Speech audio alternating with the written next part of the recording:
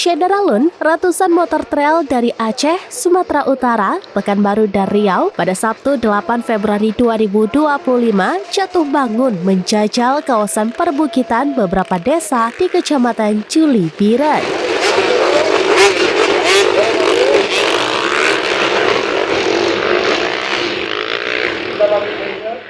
Kegiatan adu keahlian mengenai motor trail start dan finish di halaman kantor camat setempat menempuh sejumlah desa sejauh 30 km. Ketua Panitia Pelaksana Hendra Pahlepi mengatakan, Biren Trail Adventure atau BETRA merupakan ajang silaturahmi para rider Aceh, Sumut, dan Riau ini tepatnya diikuti 500 peserta. Ajang tersebut dilaksanakan tim BETRA bersama komunitas trail Aceh, unsur lainnya termasuk Wakil Ketua DPRK Biren dan Dispora Parbiren. Kegiatan ini juga untuk menjalin silaturahmi dan donasi para peminat trail adventure dilepas Kombes Pol Muhammad Ali Kadafi selaku pembina BETRA didampingi perwakilan Kodim 0111 Biren, Polres Biren, Yonif 113 CS, serta Muspika Juli Biren. Para peserta yang menempuh rute sepanjang 30 km mulai dari halaman kantor Camat Juli Desa Benyot seterusnya ke Pantai Baro, Cek Serula, dan Desa Senembok Dalam dan kembali lagi ke halaman kantor Camat Juli.